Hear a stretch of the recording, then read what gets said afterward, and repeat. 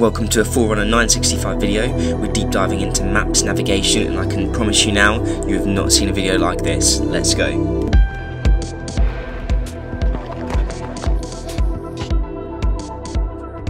So hello there gang, and welcome to another Active Ideas video. We're heading out for another 965 video and looking at navigation here today. I've started a running profile and I'm going to upload my course, my route. I'm not near the start yet, so we can have a look at what the watch will look like when you have started a route. You need to find your way to the start line. Also, I've made quite an awkward route today because I'm going to take part in the wiggle competition to try and win a Forerunner 965. Although I do currently have a Forerunner 965 on my wrist, the only actual watch I own at the moment, no word of a lie, is the Chorus Pace 2. So I'll buy a watch, review it, sell it on eBay, and use that money to review another watch. That's why the growth of the channel is a bit slow, and hopefully I can put myself in a good chance for winning an actual Garmin and then properly owning a Garmin. I have recently had a calf injury as well, so it's been a real tough ride since around January, to be honest, where I was out on an ice cold run. It must have been about -4 or 5 degrees and my calf pulled. It's called a grade 2 muscle tear. But again, as I've been banging on this channel about, I am doing, or supposed to be doing, the spine race. So I'm trying my best here to really keep fit without applying too much pressure to my lower limbs. With that, wish me luck for this competition. Wish me luck for the navigational route today, and let's go. I'm just gonna take the watch off my wrist. So gang, once you've opened up your running profile, you'll click onto the side and you'll go onto navigation. And then I've made a course called Wiggle. Where is it? www.wiggle. Select Wiggle, and you can see the W there that I'm going to be doing today. We're going to select Do Course, and you do have other options. You can use Pace Pro, you can use the map to have a look at the course. So I'll do that now. And when you have a look at the course, it's just going to show you the course that you've made. Obviously that blue arrow is me at the minute, just hiking up the trail towards the start. You can see the start is that green play symbol there. Coming down, up again to create the W, and finishing off by the garden centre. You can choose to use the buttons, as you've just seen me use there. You can use the touchscreen to zoom in and zoom out. And once you've given it a chance to load, you'll be able to see your course, and obviously the directional arrow showing you where to go. So yeah, heading down road first, then taking a right at the roundabout and heading towards the next roundabout. I will hopefully be finishing off on a little bit of trail. I'm just a little bit unsure actually about this part here. I'm not sure we can get through this section of the road yet, so it'll be interesting to see this intersection here. I'm not actually sure if this is an access point or if it's completely blockaded off. This could ruin RW completely today and ruin the vlog, but we'll see what happens. Coming out of the map now, I've had a look at it. You can also choose to do the course in reverse. You can look at the elevation plot. Don't worry, we're not doing anything crazy today, so we're just going up 39 feet. You can choose to rename your course, or you can look at the climbs, and yeah, look, there's no climbs here today, nothing crazy. You can barely call this any elevation at all. So we'll select Do Course. So now Do Course is activated and uploaded. We can start the run. We can see here we've got GPS. This arrow here is just showing me which direction to get to the start of the course is. So it's over in that direction. And it's interesting, the arrow is actually pointing me towards the start of the course, not like a turn-by-turn navigation in terms of saying go up Joe Blunt's lane and take a left. But we're going to press start on this watch and see what happens. Obviously, we're off course at the moment, so we're going to go towards the start and then get going. The other pages you have as well is once you start the course, you'll see how far you are through the elevation profile, and you'll also see your ETA, so how long this run's going to take you. And we've started, and we're going to head towards the course following the wiggle line here. Got to create the perfect W. I believe that red arrow at the top is pointing towards true north. There we go, we're on course, and so it begins. So just an update that we're now half a mile in. So yeah, rather than taking the underpass, I'm going over the bridge instead, because I know a way that will keep the W a little bit more zoned in. So now heading down a road called Croxton Road.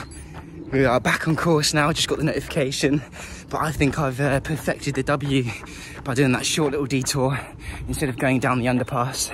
Lovely bit of downhill still, really enjoying it. Heart rate's been between 25 and 140, so along with my pace, and yeah, I'm not breaking any records here, but that's 1 mile just ticking over. One cool thing is that when you approach the corners or the turns, you'll get a turn notification. Oh, off we go. And you can see there that it's just confirming that I've turned. Heading up in this direction now. We've got 1.6 miles remaining and we are on course. Here you can see the elevation chart as well as we've gone through the run and how much that's changed since. So yeah, the green's what we've done so far, and the blue is what we've got coming up. This page here is just showing that we've probably got about 17 minutes, 30 seconds until we've finished. I'm just going to cut that distance because it'll make a better W. So we're going to head round that way instead of going over there and doing the full roundabout and making like an awkward kind of, yeah, bubble in the W. We're now at 1.5 miles. It's going to be a bit short of 5k, I won't lie, but it's been a good day. I hope the watch has got better navigational skills than me, because apparently I can head through that. I live here, this is an intersection I usually use, and if it is a route and it is an access point, then that's cool. I'll use that in my route from then on. See, I'm getting a turn-by-turn notification to turn left, and Lord and behold, there actually is a route down here which people have used. So we'll follow this, I guess down here, around there. So not the greatest of routes, probably won't be using that, but it is a cool little access point through there. And now I'm just on the home straight now. There we go. And you can see here how close we are to the W. We started off there up at the green, we've come down to the first roundabout, run across to the next one, run across that main road through that intersection, which I wasn't sure I could get through, which we are. And now we're at home straight to complete the W. Off we go. The nice part about the route now is that there is no tarmac. It's just nice soft grass. And there's a beautiful little lake as well towards the end of it. So yeah, a successful route. I think my overall run today is going to end up being about 4 miles, but the official Wiggle W is going to be about 2.5, maybe 3, we'll see. Yeah, I'll tune back in a second. Norfolk is a very great place. You can see here we've got a little fork on the trail. I'm just going to follow to the left hand side, continuing to follow the route. I can see that quite clearly on the old maps here. I'll just zoom in for you. So you can see that fork there.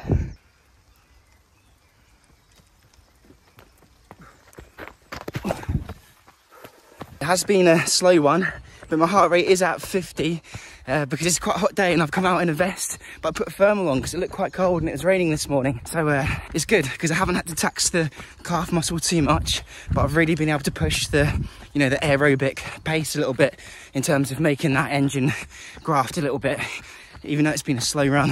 We're so close now, 0.1, still a beautiful, beautiful scenery. You can see that deer that's just run across there. I hope you saw that in the camera anyway. 0.1. The finish line, I guess, is just that tree over there.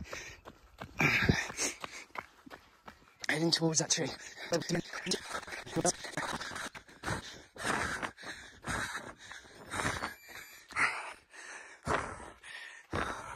I'm connected to the HRM Pro with the Coros as well, so 172 is the accurate pace, and the Garmin here, can you see that? So yeah, 172, 171, but the Garmin shock isn't connected to the HRM Pro, so yeah, really accurate data actually. Ooh. Okay, so let's show you some of those navigational features. So you want to go to navigate. We've already looked at courses, and again, I've uploaded loads onto here, and I'm sure you can have probably as many as you like with the 32 gigabytes that this watch has. You can click on points of interest, so we can see what local cities are around us. We've got Thetford, Croxton, Brettingham. You can also see what the local food and drink is around me. Look how quick that is. The Thetford Garden Centre, Tesco Cafe, Cloverfields Community, Wildbean Cafe.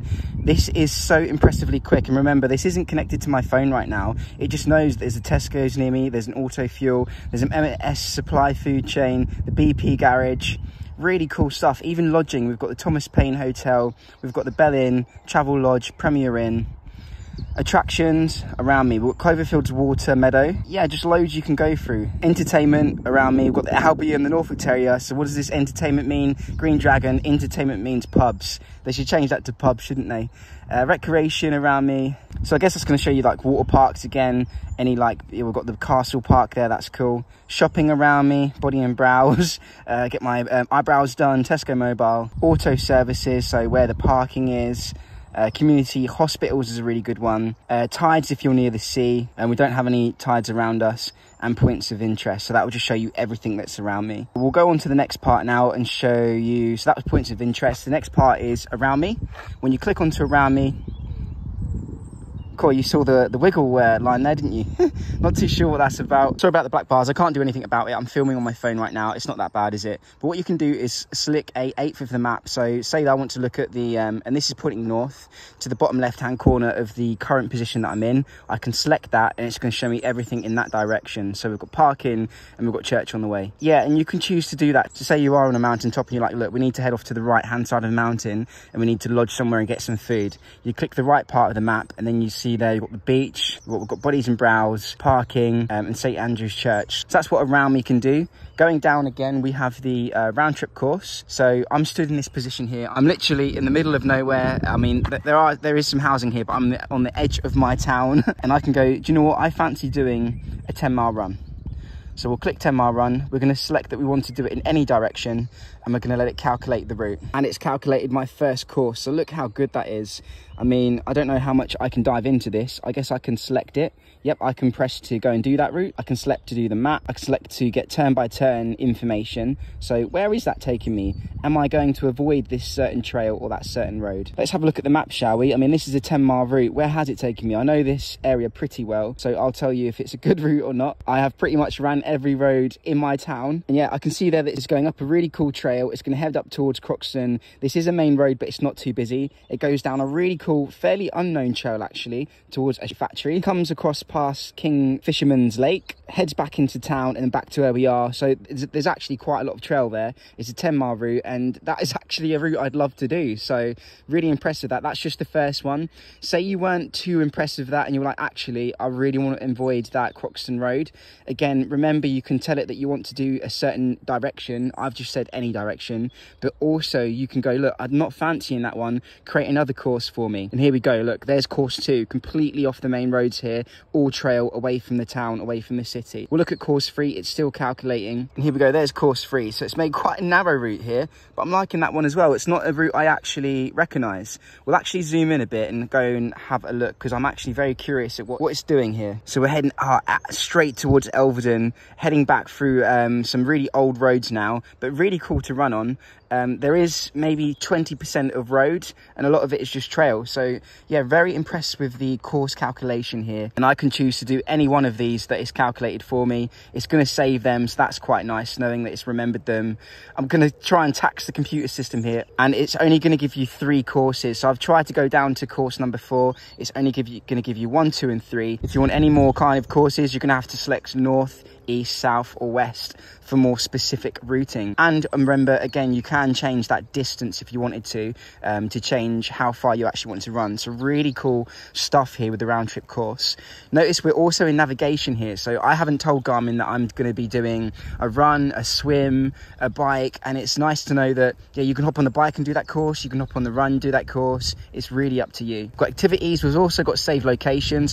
What does this mean? I obviously have no save locations at the moment, but what you can do is hold down the control panel button, switch down to save location. Again, I'm in the middle of nowhere at the moment. Say you've pitched up your tent in this exact location, we're going to press save, and when we go into save locations, it's going to say exactly how to get there. So yeah, this is really good for navigating back to your tent, back to your kind of hub, whatever it is, a mountain that you want to go and revisit, a really cool view you've seen, you want to save where that is. And once you've saved that location, you can click on it, you can select go to, so I can walk 10 miles away from here. It will take me straight back to this location. I can look at the details of the coordinates. I can look at the map location. So where is that? The save location is right there. And we can zoom straight into it. And you can see that flag icon here. You can also choose to change that icon to, you know, something else. So I assume you can change that to a tent to let you know it's a tent or a mountain or a house or a lodge, something like that. And you can also rename. So currently it's just called the 30th of March,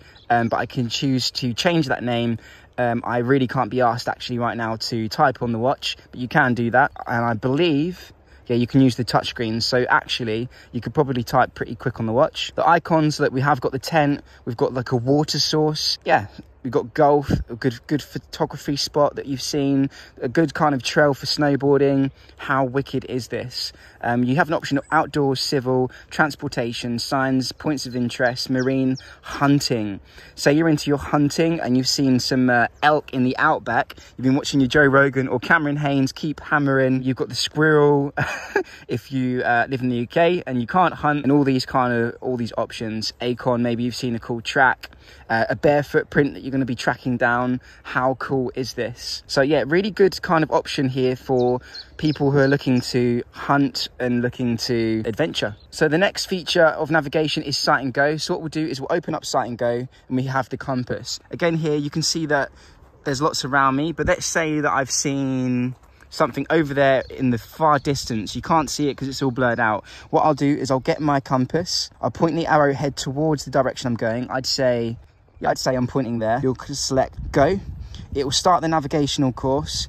You can scroll down now to the map and see that that's been drawn for you. Diving into the map now. Once you kind of line up the compass with that direction, you head straight there and you'll get to your destination. So again, it isn't anything like super impressive, but it's really cool that we can take a bearing on the 955. It's just a shame that we can't lock heading. So if you did want to take a bearing, you're going to have to use this navigational feature to see something that you've seen, lock onto it and head in that direction, rather than in the past you could be following a course. You'd be like, do you know what, we're going to head off to that little cave over there and check that out.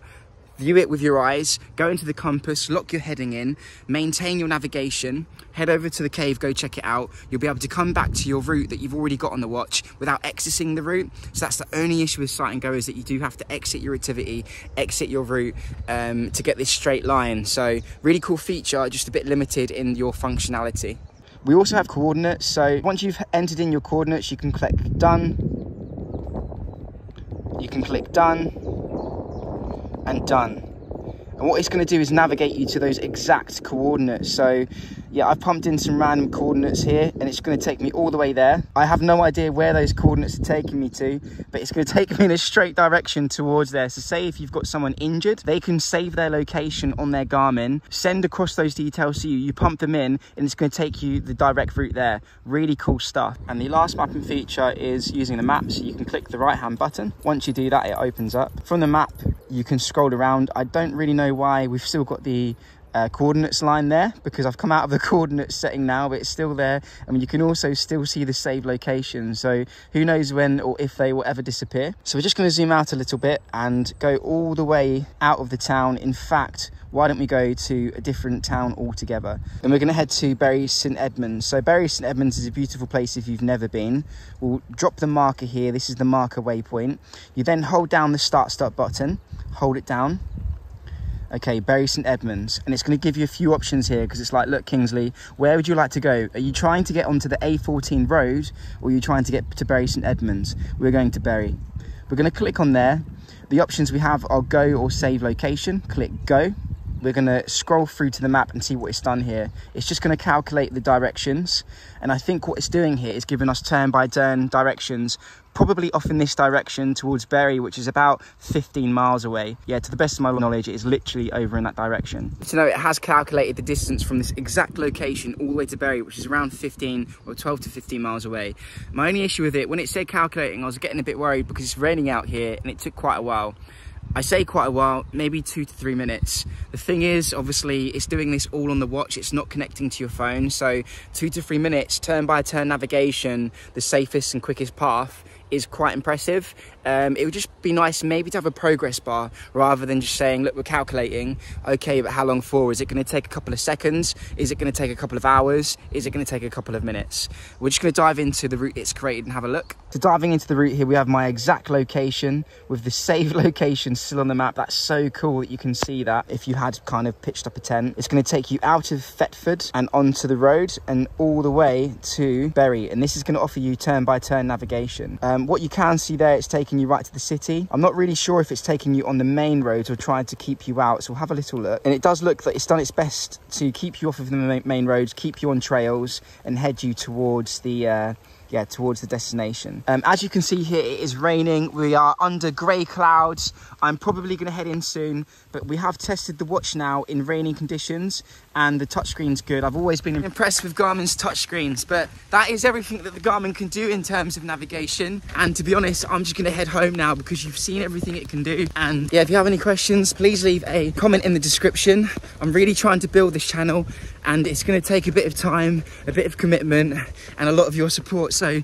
if you do enjoy my content, please share my videos on forums such as Reddit, you know, Garmin forums on Facebook and etc. Please like, comment and subscribe, and please engage in the comment section to try and grow this a little bit. Where is my vision for this channel? It'd be really nice to have some UK people doing the watch tech reviews on YouTube and sport related tech. I've called it Hacked Ideas and not Kingsley's channel because I'd like to incorporate other people and other presenters and get a bit more diversity in the scene. So yeah, I do come from a mixed background, but I'd love to get a female on the channel as well who uploads her videos. Because there's lots of, for example, Garmin features that Garmin offer for females that I'm not going to be able to test, but having a female report those things back to you would be much more beneficial. So that's the direction. How long is that going to take? Well, it could take a couple of months, could take 6 months, could take a few years, but you know, I'm dedicated to it. And yeah, as Cameron Haynes would say, we're going to keep on hammering. But anyway, peace out and fingers crossed. I've won myself a Garmin Forerunner 965 so that I don't have to keep selling and buying watches, and I can compare, you know, other watches to the 965 and actually own a Garmin, you know, without having to do that. So yeah, fingers crossed for me. If it's my lucky day, it is, and if it's not my lucky day, it's not. But I hope you have a lovely day, everyone, and peace out. So thanks for watching. You know the drill. Like, comment and subscribe if you can. My slogan, dreams are a step away. And remember, show compassion, show esteem, and have fun out there. Peace out.